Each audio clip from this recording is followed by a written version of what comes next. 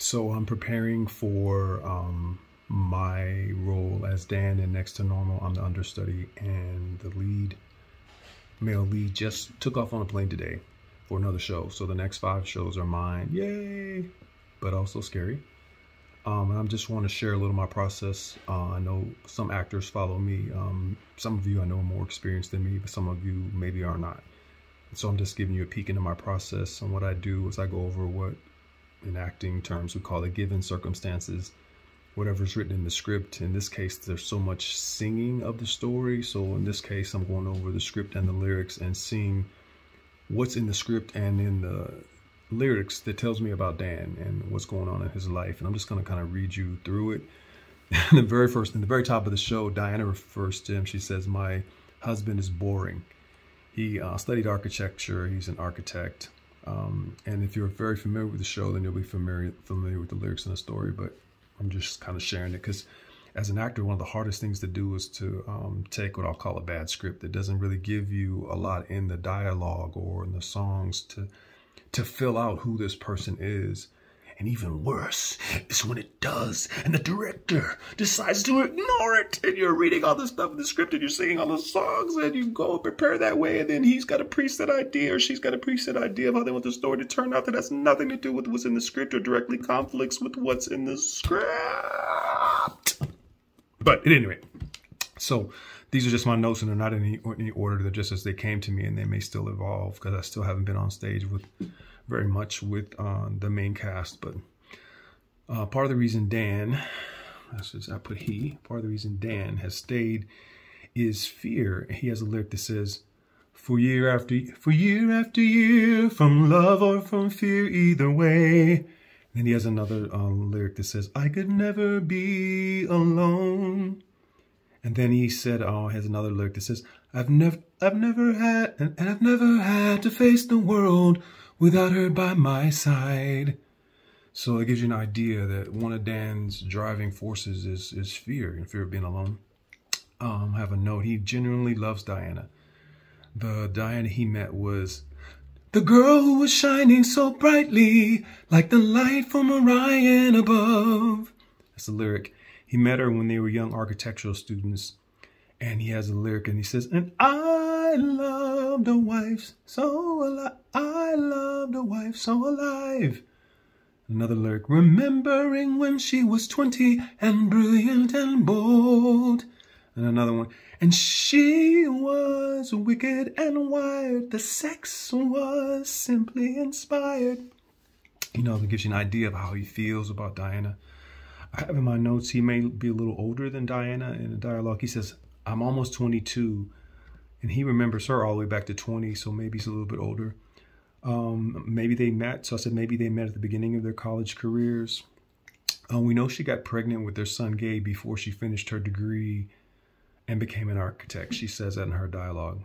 I'm thinking maybe in Dan's estimation, he married up. He's described her as this brilliant and bold, and she was so alive, and I'm in my I said maybe in his estimation he married up or at least was awed by her. We know they eloped. Says that in one of Dan's songs. Maybe Dan's a little conservative and they got married quickly so it wouldn't look like they conceived out of wedlock. Because we know Dan is very starchy, stuffy. I said conservative. And I'll say more on that later. We do know how he felt about the marriage though. He says, knowing one day we'd remember that joy, you'd remember that girl, I'd remember that boy. He has another lyric that says, a promise a boy says forever, a boy says whatever may come, we'll come through. So we know that's how he felt about the marriage. And I believe, I said he wished they could have had a traditional ceremony, because he has a lyric that says, here's a flower from our wedding. It was such a sight to see. And with the ceremony, everything we'd hoped. And we know that, at least from his perspective, that's what he wanted, because he's, since we can make things better than before, that's not what really happened. They eloped, but in his mind, this wedding was such a sight to see with the ceremony, everything he hoped. That tells you something about what Dan wished he'd had. We know his commitment to his vow is very important to him. It's an integral part of his character. He realizes he was a quote-unquote boy when they got married and young, and that's in the lyrics and the dialogue. But in his mind, that's no excuse. He has a lyric that says, "The man has forgotten his reasons, but the man still remembers his vow." We know things got rough. He said, "Now there's no sex, she's depressed, and me, I'm just tired, tired, tired, tired." He has a line, I know we're too young, but we're not. I'm almost 22, and how do you know this isn't a sign saying we belong together?" Again, it talks about, you know, his commitment despite the challenges. I have here, maybe on some level, Dan didn't know that maybe on some level, Dan knew that Diana didn't love him as much as he loved her. He says the baby is a sign they belong together. She says, in response to that maybe it's a sign that they needed new rubbers. In a therapy session, she says she wasn't planning on getting married or having a baby, and that she thought she'd always be too busy. In her song, Diana, So Anyway, she sings, "What doctors call dysfunction, we tried to call romance." She said, I'll take a chance on leaving. It's that or stay and die." That's got to be kind of hard to hear. She sings, "I loved you once, and though you love me still, I know it's time for me to fly." I put down, maybe part of the reason he worked so hard to hold everything together because he was afraid she'd leave and that he'd be alone. His worst fears are realized when after everything he has done, she leaves, not the other way around. He sings, I am the one who loved you. I am the one who stayed. I am the one and you walked away. I am the one who waited. And now you act like you just don't give a damn. Like you never knew who I am. That's, again, you know, this whole concept that I said, maybe on some level, Dan knew that Diana didn't love him as much as he loved her. And again, I'm looking at this script and this dialogue through the lens that is me and my life, you know, and that's all I have. And I don't get a chance to be with the director, you know, because the principal got that. I didn't get that whole first week when he was giving, you know, that input to the principal. So I'm just going from the dialogue, and it is influenced, it is biased, it is affected, impacted by me putting my body and my life experience over the top of this dialogue and these lyrics. And if I was here with the director, we would hash that out. But right now it's just me and the recordings that I have and the staging and everything like. But no, this is me trying to put it on, you know, and try to make sense of the dialogue. And the more I can make sense of it and analyze it, the more it becomes real to me. And if it becomes real to me, it becomes real to whoever sees it. Dan is under pressure and dealing with it secretly. In the dialogue, it says depression chat rooms. He comes out of one scene with a drink in his hand, and he says, I'm just tired, tired, tired. We know that Diana has had public breakdowns in the market, swimming pool, may have caused their first house to burn down, ran over their cat, can't be trusted to drive. Dan, has had to deal with the grief of his son apart from Diana because it would be too triggering to show it in front of her. And again, this is me and my interpretations of everything I'm reading in the dialogue and the lyrics. A lot may be getting past Diana. That's something that her son Gabe says. But I think Dan may have an idea that Natalie's on drugs. He has to have noticed the change in her behavior. This is me interpreting.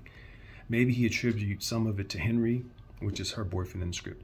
He asks her, Natalie, if Henry, is really a good influence on her. But he has no energy left to deal with Natalie right now. His wife is in crisis and has just attempted suicide. How, after all these years, again, this is me, my notes. How, after all these years and all that has happened, could she be getting worse? This is me trying to process this. Dan has to be battling hopelessness and fighting harder and harder to keep things together. He urgently seeks, during the script and different points in the script and the songs, he urgently seeks to call Dr. Fine, Dr. Madden, try to find new drugs, more ECT. Next bullet. Dan is the one who knows they're out of groceries, or at the top of the show. Dan is the one who drives to get the groceries. Likely took younger Natalie to, her recitals. He pays the bills. There's a line in there. We'll take the pills. We'll pay the bills. We'll do more. He pays the bills. He takes Diana to the doctor. He picks Diana up from the hospital. And one line early in the top of the show, in Just Another Day, in the song, Dan says, I'm slammed at work. He says he's slammed at work and asks Diana if she can handle getting the groceries this one time. And she gives this bizarre reply, you keep Cave You keep whatever. You go get fire. I forgot. This is a bizarre reply. And, you know, when Diana breaks down, he tells Natalie, don't worry about it. Go on ahead. You'll miss the bus. Again, he's kind of taking that role that I have down here. Dan is the standard bearer. He sees himself as holding everything up. Diana sings early in the show that she keeps the plates all spinning, but it's really Dan. I believe Dan wishes he had more time to spend with Natalie, but Diana's in crisis.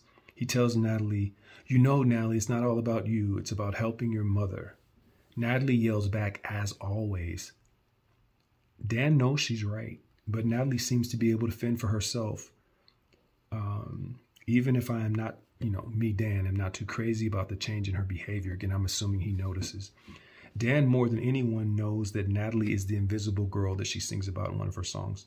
Unfortunately, I think he thinks she's going about it like he does, considering it her duty to help hold up the family. She's too young for the weight of that and keeps having these outbursts. She says things like, fuck this is fucked up, this is bullshit. And every time Dan tries to put a lid on it by saying language and trying to make her stuff her emotions like he does. I see an image of Fred Flintstone's old cartoon called Flintstones, where Fred goes outside and screams in the mailbox because he can't face Wilma. I believe Dan is like that. On the outside, he's a buttoned up suit, kind of guy. But on the inside, he wants to scream and curse like everyone else in the house seems to be at liberty to do so. Everyone else can do it but Dan. Dan is aware of Henry, but doesn't meet him until later. When he does, when I do meet Henry, I want to invite him in and sit right down together like a happy family should, so I can look him over. My dad, I want to look this kid over. It says what I said, so I can look him over. Next note, Dan sings, I am the one who knows you. I am the one who cares. I am the one who's always been there. I'm the one who's helped you, who hears you. Dan's the patriarch, the defender of the family, upholder of all this good, and it's part of his identity down to his soul. Who is he without that? I don't know if he knows, and that's why being alone is so terrifying. Again, I'm putting my life experience on top of that. I've kind of gone through some of this. He has no reference for that. He has no reference for being alone.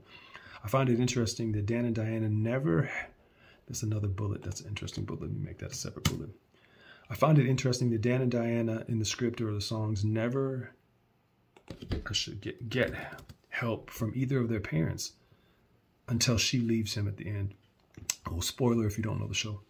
Even on vacation, they see Aunt Rhonda, but not the grandparents. Maybe that's why they eloped. Maybe neither side's parents were in agreement. In our production of the show, they are a biracial couple. So that could be a motive. Again, I'm trying to make sense to why the grandparents never show up or, are referenced. But it all adds to the idea that Dan was very young when he had to start dealing with the death of his son and the mental health break that Diana suffered. He had to deal with all that by himself. I started a section, How Dan is Not Like Me. I'm much more emotional than Dan, but in the early part of my life, in my married life, 5 kids, I was kind of like Dan. I was a stuffer.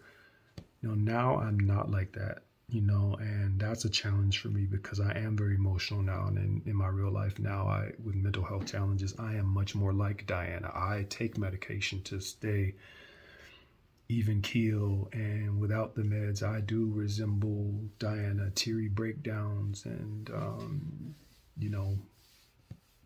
just breaks, panic attacks and stuff like that. So it's a super, super challenge for me as an actor to try to go back to stuffed down Dan, the Borg, if you watch Star Trek, the Vulcan Dan, who seems to just keep being piled on with no outlet and no ability to release any of the stress from the death of his son. His daughter may be on drugs. His wife is having all these public breakdowns and attempts suicide, and then eventually leaves him, just a lot. So that's insight into my process. It was a little bit long, almost 15 minutes, but hopefully that helps someone.